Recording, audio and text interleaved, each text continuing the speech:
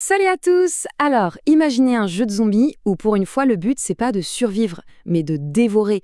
C'est exactement ce qu'on va voir aujourd'hui en décortiquant Eat Them All, un jeu qui nous met directement dans la peau du prédateur pour un festin vraiment compétitif. D'habitude, c'est vrai, dans les jeux de zombies, on est du côté des survivants, on se bat pour rester en vie.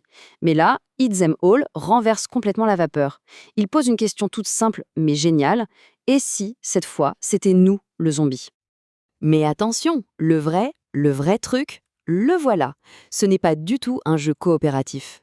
Vos pires ennemis, c'est pas les humains. Non, non, ce sont les autres zombies, vos concurrents directs pour le prochain repas. Ok, rentrons un peu dans le vif du sujet. Le concept de Eat Them All, c'est simple. Chaque personne à la table contrôle sa propre horde de zombies. L'objectif, ce n'est pas de survivre, non. C'est de dévorer les humains plus vite que les autres pour amasser un maximum de points de victoire. Pour le dire clairement, l'objectif, c'est d'être le meilleur monstre de la soirée. Chaque humain sur le plateau, c'est une source de points que tout le monde convoite. Et croyez-moi, la compétition pour chaque bouchée, elle est féroce. Bon, alors concrètement, comment ça se joue? On va regarder ensemble la mécanique centrale du jeu, c'est-à-dire comment se déroule un tour. Et là, le système est super malin. La personne dont c'est le tour choisit une seule carte dans une sorte de rivière commune. Et là, attention, tout le monde, je dis bien tout le monde, fait l'action qui est sur la partie haute de la carte. Mais la personne qui a choisi la carte, elle a un bonus, elle fait aussi l'action du bas. Ça, c'est génial, parce que ça veut dire qu'on joue tout le temps, on n'attend jamais son tour, on est toujours impliqué. Alors, quelles sont ces fameuses actions? Eh bien, l'icône la plus fréquente, c'est la tête de zombie. Ça donne des points d'action. Et avec ces points, on peut faire plein de choses. Se déplacer, défoncer une barricade, se relever si on est tombé, et bien sûr, le plus important, mordre un humain. Les autres icônes, elles, permettent de faire popper de nouveaux zombies sur le plateau, de piocher des cartes mutation pour booster sa horde, ou alors, et ça c'est vraiment bien pensé, d'ajouter une de ses propres cartes dans la rivière pour préparer des combos de folie pour les tours suivants. Évidemment, les humains ne vont pas juste se laisser faire, ce serait trop facile. Une fois que tous les zombies ont joué, c'est à eux de réagir. Le buffet, il contre-attaque. Le mécanisme est super simple. Après que l'action de la carte zombie est terminée pour tout le monde, on tire 3 cartes du paquet humain. Et ce sont ces cartes qui vont nous dire ce qu'ils font. Est-ce qu'ils se défendent? Est-ce qu'ils s'enfuient? Ou est-ce qu'ils attaquent? Et ce qui est vraiment cool, c'est que chaque humain a sa propre petite personnalité, son propre comportement. On a Omar, c'est le costaud, un vrai tank, super dur à tuer. Il y a Kate, elle, son truc, c'est de construire des barricades partout pour nous bloquer. Eve, elle, ne pense qu'à une chose, piquer un sprint vers la voiture pour s'échapper. Et puis il y a Harry, le froussard. Lui, il est tellement paniqué qu'il peut gêner les autres humains, ce qui, parfois, nous arrange bien. Bref, ce ne sont pas juste des pions, ils ont une vraie vie. Bon, on a parlé de mordre, mais comment on gagne au final?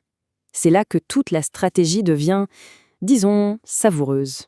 Parce que tuer un humain, ce n'est pas juste un humain, un point. Oh non! C'est une occasion de marquer des points de plein de manières différentes. En fait, chaque victime, c'est comme un gâteau qu'on peut partager de 3 façons. 3 opportunités de marquer, qui récompensent 3 approches stratégiques bien distinctes. Alors, regardons ça de plus près. D'abord, il y a la première morsure. Si on est le premier à mordre en humain, on l'infecte et hop, il se transforme en un nouveau zombie pour notre horde. C'est la prime à la rapidité. Ensuite, il y a la majorité. Au moment où l'humain meurt, on regarde qui a le plus de morsures sur lui et le plus de zombies autour. Cette personne-là gagne la tuile de l'humain. Et ça vaut beaucoup de points. Et enfin, le coup de grâce. Celui qui donne la toute dernière morsure vole le trait de caractère de l'humain.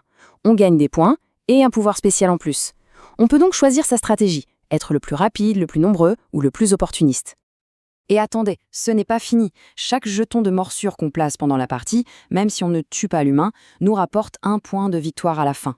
Un tout petit point, mais ça s'accumule. Ça veut dire que même les petites attaques comptent, ce qui pousse vraiment à harceler les humains sans arrêt. Ok, un bon jeu, c'est aussi un jeu qui se renouvelle, un jeu qu'on a envie de remettre sur la table. Alors, qu'est-ce qui fait que chaque partie de Eat Them All est différente? Eh bien, il y a d'abord les mutations et les cartes personnelles. Les mutations, ce sont des pouvoirs spéciaux, parfois permanents, qui vont rendre notre horde unique. Et les cartes perso, c'est ces cartes qu'on peut ajouter à la rivière d'action. L'idée est géniale, ça nous permet de préparer un tour surpuissant pour nous-mêmes, tout en donnant quand même une petite action de base aux autres. C'est une sorte de mini deck building, c'est très, très malin. Et puis, il y a le plateau de jeu lui-même. Il est recto verso et ça change tout. D'un côté, on a la maison.